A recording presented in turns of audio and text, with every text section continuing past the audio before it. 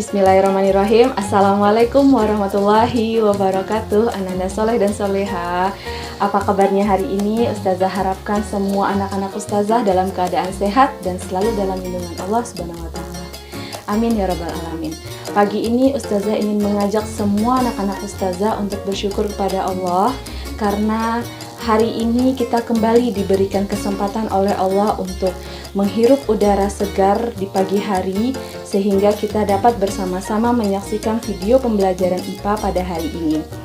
Nah, Ananda semuanya, untuk memulai pembelajaran IPA hari ini, Ustazah minta seperti biasa, anak-anak Ustazah di rumahnya masing-masing, kita bersama-sama membaca doa sebelum belajar yang pertama, kemudian dilanjutkan dengan membaca ikrarnya, dan murojaah hafalannya masing-masing di rumah.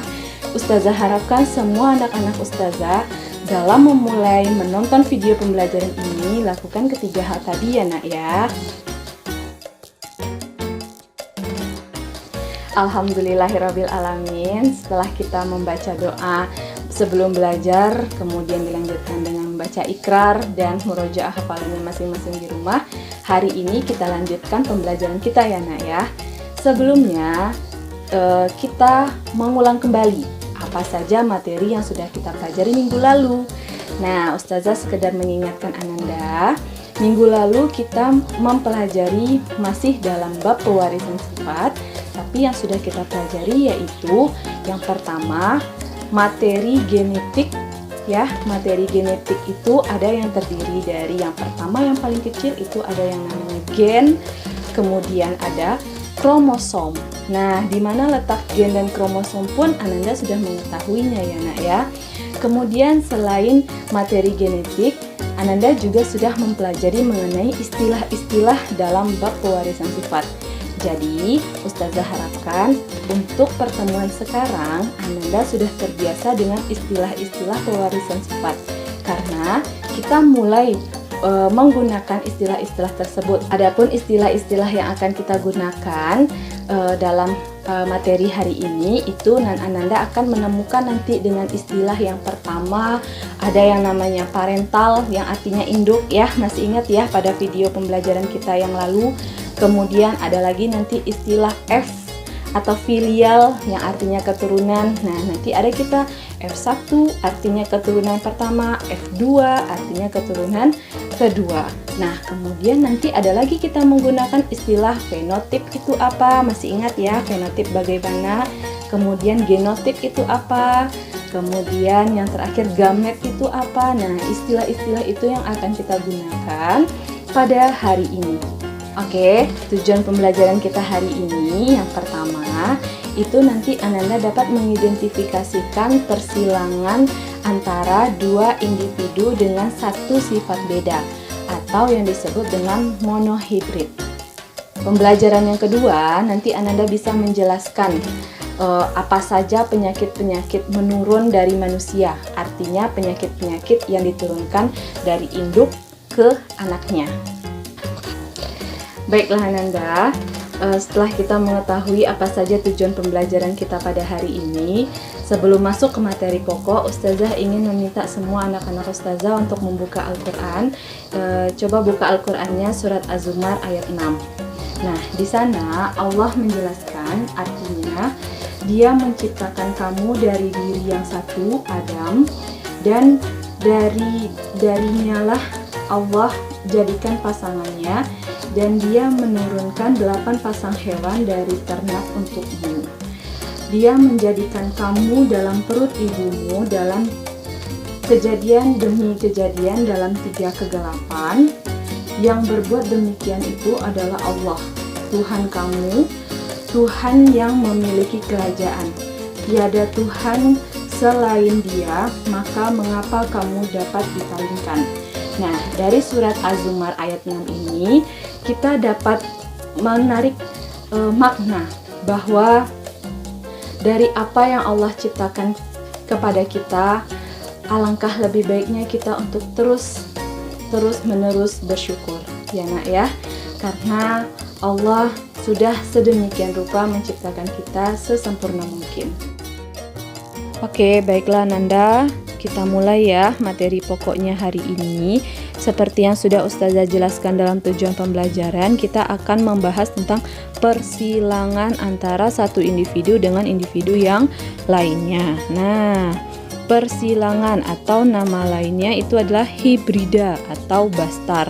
Nah, persilangan ini sama dengan perkawinan ya nak ya. Tapi kalau di bab ini kita menggunakan istilahnya namanya persilangan. Nah, persilangan ini ada beberapa macam pula nanti. Yang pertama, persilangan monohibrida. Yang kedua, persilangan dihibrida. Yang ketiga, persilangan trihibrida. Dan yang keempat, penyakit menurun pada manusia ya. Nah, jadi di sini perlu Ustazah tekankan bahwa persilangan ini ada yang mono, ada yang di, ada yang tri. Artinya mono itu satu sifat beda, di itu dua sifat beda, tri itu tiga sifat beda. Tapi untuk jenjang SMP kali ini kita hanya mempelajari yang nomor satu saja, yaitu persilangan monohibrid atau monohibrida. Artinya persilangan antara dua individu dengan satu sifat beda. Dan yang kemudian kita akan mempelajari yang keempat, yaitu penyakit menurun pada manusia. Kita lanjutkan Ananda. Persilangan monohibrida yaitu persilangan dengan satu sifat beda. Contohnya, tumbuhan yang berbunga kuning disilangkan dengan tumbuhan berbunga merah. Atau contoh yang kedua, kucing berbulu putih dikawinkan dengan kucing berbulu hitam. Yang ketiga, contoh lainnya yaitu wanita berambut keriting kawin dengan laki-laki berambut lurus. Nah, jadi dalam persilangan monohibrida ini kita hanya mengambil satu sifat bedanya saja. Walaupun sebenarnya dalam tumbuhan itu ada beberapa sifat yang berbeda, atau dalam kucing itu ada beberapa sifat yang berbeda, atau manusia itu memiliki beberapa sifat yang berbeda. Tapi kita hanya fokus dengan satu sifat beda saja ya nak ya. Kita lanjutkan. Persilangan monohibrida itu ada bermacam-macam jenisnya. Yang pertama yang akan kita bahas yaitu persilangan monohibrid dominansi penuh, dominan penuh ya. Nah, Nanda udah tahu ya istilah dari dominan itu bagaimana. Nah, persilangan monohibrida dominansi penuh itu merupakan persilangan satu sifat beda di mana sifat resesif terkalahkan atau tertutupi oleh sifat dominan. Masih ingat ya, kalau dominan itu artinya sifat yang kuat, kalau resesif itu adalah sifat yang lemah. Nah, kemudian katanya di sini bila ada dua gen resesif dan gen dominan ada bersama-sama, maka sifat resesif tidak akan muncul karena dia ditutupi oleh gen yang dominan. Inilah yang dinamakan persilangan monohibrid dominansi penuh ya nak. Kemudian di sini ada proses dari gametogenesis dari diploid menjadi haploid ya, artinya dari yang berpasangan menjadi tidak berpasangan melalui proses pembelahan meiosis. Oke, kita lanjutkan. Di sini ada diagram persilangan. Nah, ini seperti yang tadi Ustazah jelaskan, Ananda mulai menggunakan istilah-istilah yang kita pelajari minggu lalu. Di sini ada katanya parental generation. Artinya itu adalah generasi induk ya. Parental itu artinya induk. Nah, di sini induknya itu memiliki gen yang pertama S besar dikawinkan dengan S kecil. Nah, kalau udah ada S besar sama S kecil ini artinya genotipnya ya nak ya. Nah, genotipnya itu genotip induknya, yang satu S besar dan genotip induk satu laginya S kecil. Kalau yang besar berarti dominan, kalau yang kecil hurufnya berarti itu resesif. Nah, dikawinkanlah mereka berdua atau disilangkan. Nah, sebelum disilangkan ditentukan dulu gametnya. Karena ini dia gametnya sejenis ya, S besar itu kita ambil aja satu gametnya yaitu S besar. Kemudian yang S kecil juga kita ambil aja satu gametnya itu S kecil. Disilangkan menghasilkanlah F1 generation katanya di sini. Nah, artinya itu adalah generasi keturunan pertama. F1 artinya filial 1 yang artinya keturunan pertama. Nah, keturunan pertamanya itu menghasilkan S besar, S kecil ya. Genotip gabungan dari induknya S besar, S kecil. Jadi di F1 generation ini atau generasi keturunan pertama ini dia menghasilkan genotip yang hurufnya satu besar, satu kecil. Artinya S besar, S kecil. Nah, inilah keturunan dari parentalnya ya nak ya. Jadi huruf S besar ini dia menutupi sifat dari S kecil yang resesif. Nah, untuk lebih jelasnya Ananda coba perhatikan contoh soal berikut.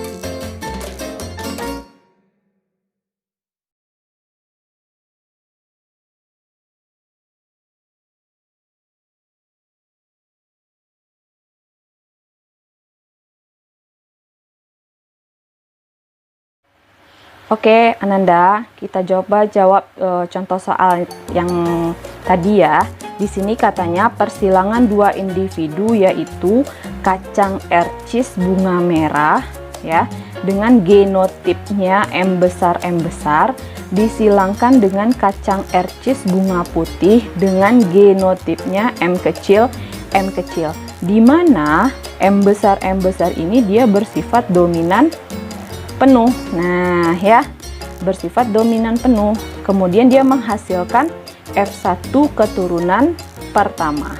Jika F1 disilangkan sesamanya, tentukanlah keturunan kedua atau F2 nya, kemudian perbandingan genotipnya perbandingan genotip F2, dan yang C itu perbandingan genotip F2. Ingat, kalau genotip adalah sifat dari dalam tubuh atau di gennya. Kalau fenotip itu adalah sifat yang tampak dari luar tubuh. Nah, kita coba jawab ya nak ya. Jawab. Nah, pertama-tama kita harus tentukan dulu parentalnya, P-nya ya. Parental artinya induk. Yang menjadi induk di sini adalah kacang ercis bunga merah M besar dan kacang ercis bunga putih M kecil. Kita buat di sini M besar disilangkan dengan M kecil. Sudah langkah pertama kita tentukan parental, langkah kedua kita tentukan yang namanya gamet. Nah, karena gametnya ini dia bersifat homozigot, berarti gametnya hanya satu M besar saja. Nah, kalau ini berarti gametnya hanya satu M kecil saja. Disilangkanlah dia, menghasilkan dia F1. F1-nya M besar, M kecil. Nah, dapat ya? Dapatnya dia. F1-nya di sini adalah M besar, M kecil. Nah, kemudian langkah kedua katanya jika F1 disilangkan sesamanya. Nah, F1-nya kan M besar, M kecil, disilangkan sesamanya. Berarti di sini yang F1 jadi dia parental, jadi induk dia, parental yang kedua. Ini parental ke-1, ini parental kedua. Jadi F1 ini jadi induk dia lagi. Nah, jadi induk disilangkan sesamanya. Katanya berarti M besar, M kecil. Ya, F1 kan M besar, M kecil. Disilangkan dengan M besar, M kecil. Oke, sudah kita tentukan parentalnya. Kita tentukan gametnya lagi. Gametnya, karena di sini heterozigot, ya, berbeda satu besar satu kecil, berarti gametnya ada dua, satu M besar M kecil. Nah, yang induk satu lagi dia juga dua punya gamet, M besar dan M kecil. Kita silangkan dia. Kita lanjut ke samping sini. Kita silangkan dia. Untuk menjawab yang A yaitu F2, kita pakai yang namanya papan catur. papan catur. Nah, seperti apa papan catur? Di sini kita buat ini untuk yang jantan, yang ke bawah itu untuk yang betina. Nah, yang jantan ini kita ambil yang untuk jantan, ini yang betinanya. Nah, jantannya kita bikin M besar, satu gametnya M kecil. Kemudian ini juga M besar, satu lagi gametnya M kecil. Nah, ini dia yang namanya papan catur, ya. Oke, nah caranya untuk menghasilkan pada kolom 1 ini M besar kali M besar menghasilkan ini dia. Oke, untuk yang kolom 2 M kecil kali M besar. Ingat, kalau untuk membuat genotip atau untuk membuat genotip ini dulukan yang huruf besar. M besar M kecil, M besar M kecil. Kolom yang ketiga berarti M besar M kecil. Kolom yang keempat berarti ini kali ini ya, ini kali ini menghasilkan M kecil, M kecil. Nah, sudah. Jadi didapatkanlah F2-nya itu ada 4 individu. 1 M besar, 2 M besar, M kecil, 3 M besar, M kecil, dan 4 M kecil, M kecil. Sudah dapat F2-nya. Oke, aman ya. Yang kita masuk yang B. Katanya di sini perbandingan genotipnya. Genotip F2. Nah, perbandingan genotip berarti kita buat saja perbandingan ini ya. Jadi dia ada M besar 1 banding M besar M kecil. Di sini ada berapa? Nah, kan ada 2 tuh, kita bikin di sini M besar M kecil banding M kecil 1 M kecil M kecil. Kita bikin lagi nilainya. M besar itu nilainya 1, M besar M kecil itu nilainya 2, dan M kecil itu nilainya 1. Jadi berapa perbandingan genotip F2 itu adalah ini dia. 1 banding 2 banding 1. Oke. Kita lanjutkan yang C, yaitu perbandingan fenotip F2. Nah, untuk perbandingan fenotip F2 sini, ingat ya, kalau fenotip ini nih, kalau fenotip selalu Ustazah tidak akan bosan mengingatkan adalah sifat yang tampak dari luar. Nah, ingat tadi katanya di sini M besar itu bersifat dominan penuh. Berarti kalau ada genotip yang dia M besar itu berarti dia berwarna merah ya, berwarna merah. Berarti bisa kita buat di sini perbandingan fenotipnya ini warna merah. 1 merah banding M besar M kecil berarti 2 merah banding M kecil berarti 1 putih. Nah, karena di sini kebetulan sama-sama merah, ya udah kita gabung saja dia menjadi 3 merah 1 putih. Nah, jadi perbandingan fenotip untuk F2 adalah nih 3 banding 1. Oke, ya nak ya. Jadi perbedaannya kalau genotip dia seperti ini,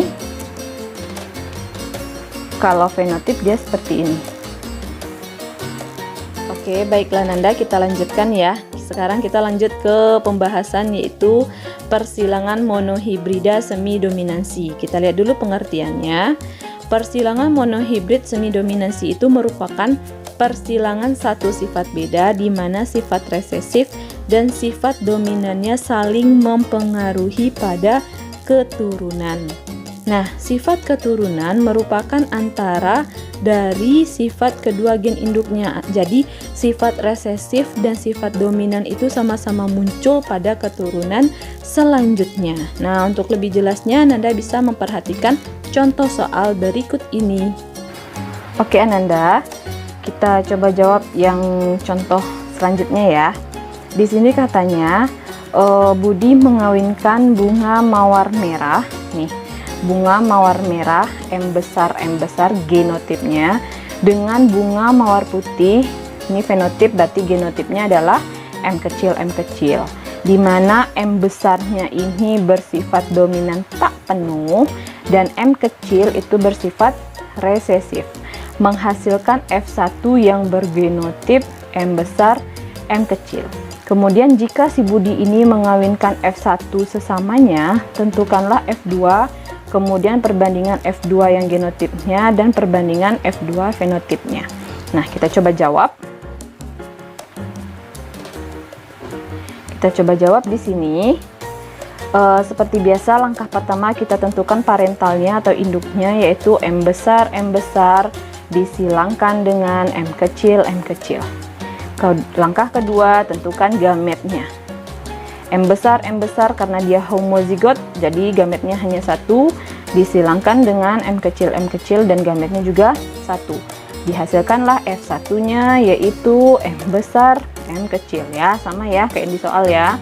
Kemudian yang kedua, katanya jika si Budi mengawinkan F1 sesamanya. Oke, yang F1 jadi dia parental kedua, ini parental 1. Nah, F1 kalau disilangkan sesamanya, berarti M besar M kecil disilangkan dengan atau dikawinkan dengan M besar M kecil juga. Tentukan gametnya.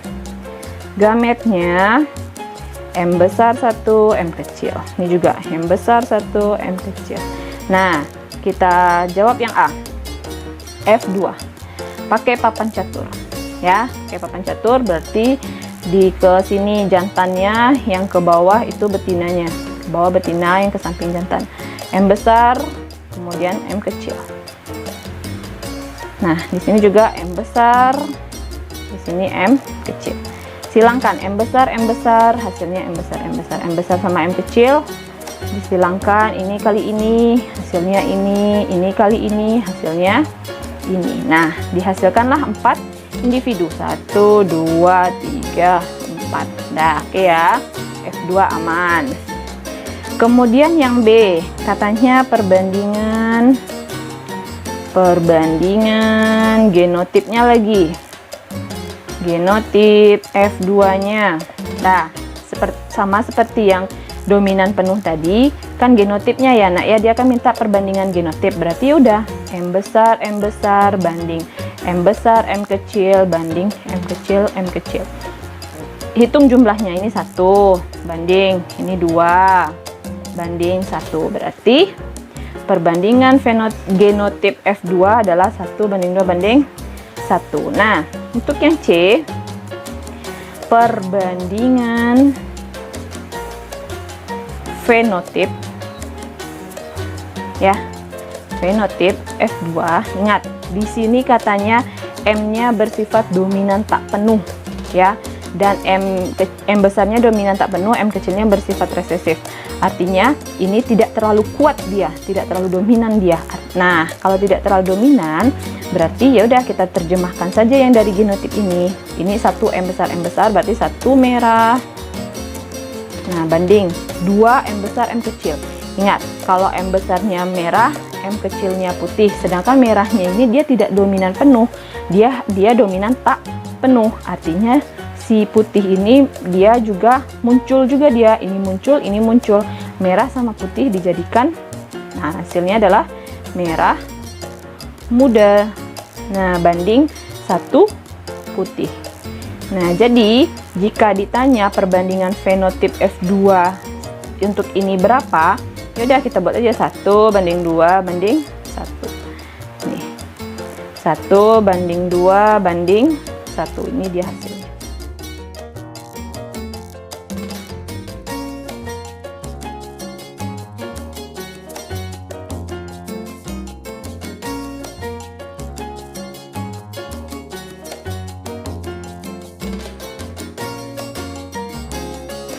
Oke Ananda, kita coba jawab contoh soal yang tadi.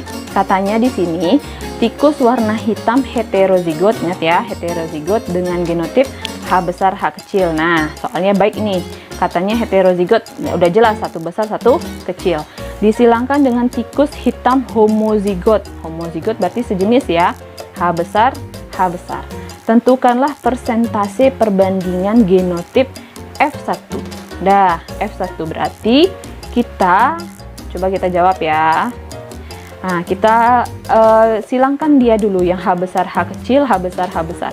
Nah, seperti biasa kita tentukan parentalnya. Parentalnya induk pertama H besar H kecil disilangkan dengan H besar H besar. Langkah yang kedua, kita tentukan gametnya. Gametnya ini karena heterozigot berarti dia punya 2 gamet. Ini karena homozigot dia berarti mempunyai 1 gamet. Nah, F1-nya. Karena di sini ada 2, sini 1, berarti kita nggak bisa kali langsung ya, silangkan langsung nggak bisa. Karena kita maka kita pakailah yang namanya papan catur. Ke samping jantan, ke bawah betina. Ke bawah betina, ke samping jantan. Ini jantannya H besar, H kecil, ya. Kemudian karena ini 1, kita buat saja ini 1 H, ya. Nah, disilangkan ini kali ini hasilnya H besar, H besar. Ini kali ini hasilnya H besar, H kecil. Nah, jadi perbandingan karena di sini dimintanya genotip, ya udah kita langsung aja bikin di sini perbandingan genotipnya, yaitu 1 H besar ya, jumlahnya cuma 1 banding 1 H besar H kecil, jumlahnya juga 1. Nah, karena dimintanya tentukanlah persentase perbandingan genotip, ingat kalau udah ada kata persentase itu berarti nilainya adalah 100% ya. Nah, kalau ini 1 banding 1 berarti kalau dimintanya persentase masing-masingnya berarti 1/2 ya, jumlah ini 1 ini nih dia. Kemudian kalau 2 ini jumlah 1 tambah 1 hasilnya 2 kali 100% sama dengan 50% ya. Nah, 50% ini nilai siapa? Nilai dari 50% si H besar, kemudian 50% juga si H besar H kecil. Nah, ini dia hasilnya.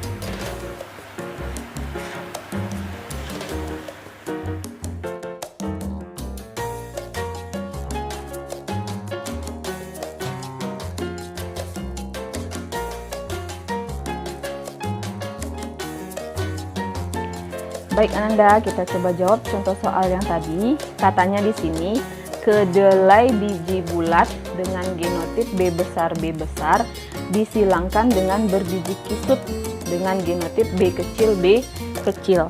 Kemudian dia menghasilkan F1-nya itu biji bulat. Nah, kita nggak tahu ini genotipnya bagaimana ya. Kemudian apabila F1 disilangkan sesamanya dan dihasilkan 500 tanaman, kemungkinan akan diperoleh F2 yang berbiji kisut itu berapa jumlah tanamannya, seperti itu ya. Oke, kita coba jawab.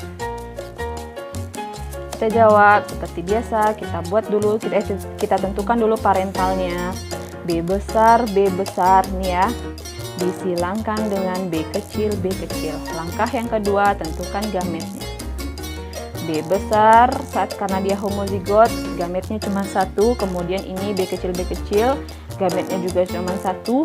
Nah, dihasilkanlah F1-nya, ini karena cuma sama-sama 1, B besar, B kecil. Nah, ini dia, bulat, berarti yang si B ini bersifat dominan penuh, karena dia menutupi si B kecil, dia bulat di sini. Ya, sesuai dengan soal.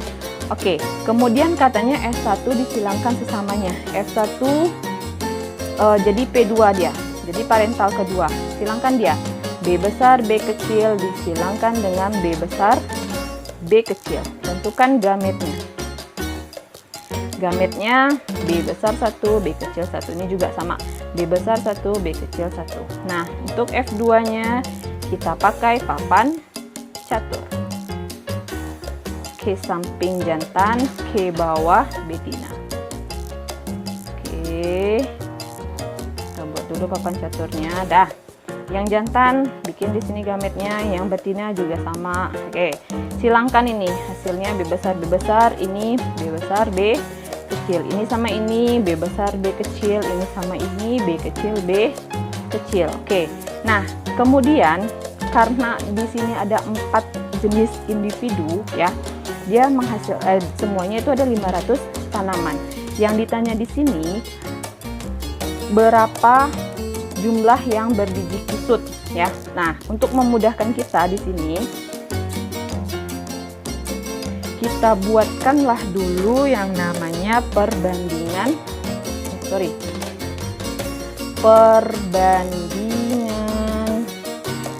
fenotipnya saja langsung, atau genotip lah dulu biar mudah kita ya. Perbandingan genotipnya berarti 1 B besar banding 2 B besar B kecil banding 1 B kecil dah. Kemudian lanjut dengan perbandingan fenotipnya 1 B besar berarti bulat, 1 bulat banding ini juga bulat ya, karena B nya dominan, yang B besarnya dominan. Kemudian ini 1 kisut, karena ini sama bulat sama bulat berarti 3 bulat banding 1 kisut. Nah, yang ditanya adalah jumlah yang ini. Nah, caranya oke, jadi kalau untuk ditanya berapa banyak ini dia, berarti kalau kita ya cuman ditanya kisut kan jumlahnya 1 per jumlah total semuanya adalah 4 kali jumlah tanaman. Nah, rumusnya gini ya, berarti kisutnya 1 per 4, total semuanya karena 4 kali jumlah tanamannya 500. Nah, hasilnya 500 bagi 4, 125 tanaman. Nah, kita carilah, karena si kisutnya 125 berarti yang si bulatnya berapa ya? Si bulatnya berarti 3 per 4 kali 500. Nah, coretlah dia nih, 4 bagi 500, 125. 125 kali 3 berapa? 375 ya? Ya, 375 tanaman.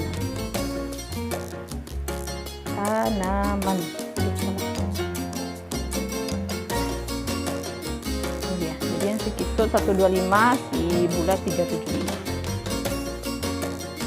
Oke, baiklah, kita lanjutkan ya nak ya, ke penyakit menurun pada manusia. Nah, ciri-cirinya merupakan penyakit yang dibawa oleh gen ya. Kalau udah dibawa oleh gen berarti ini penyakit keturunan.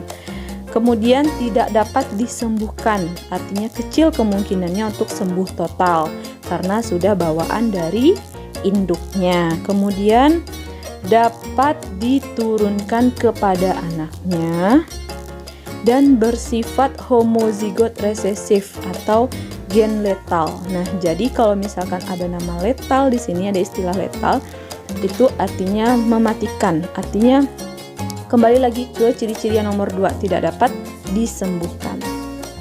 Nah, contoh-contohnya itu yang pertama ada yang namanya hemofilia, yaitu darah sukar membeku bila luka. Nah, hemofilia ini merupakan penyakit keturunan di mana akan bersifat letal atau mematikan jika pada wanita. Kalau pada pria, dia tidak bersifat letal, tapi hanya saja sulit untuk disembuhkan. Kenapa pada wanita itu dia bersifat letal? Dia karena wanita itu akan bertahan, wanita penderita hemofilia dia akan bertahan hidup hanya sampai menstruasi pertama, ya. Karena saat menstruasi itu banyak darah yang keluar. Nah, saat darah keluar itu karena darahnya itu sukar membeku, jadi dia sudah kehabisan darah wanita yang menderita penyakit hemofilia. Kita lihat selanjutnya. Ada penyakit yang namanya albino. Ini merupakan juga penyakit keturunan, artinya kulit tidak memiliki pigmen, ya.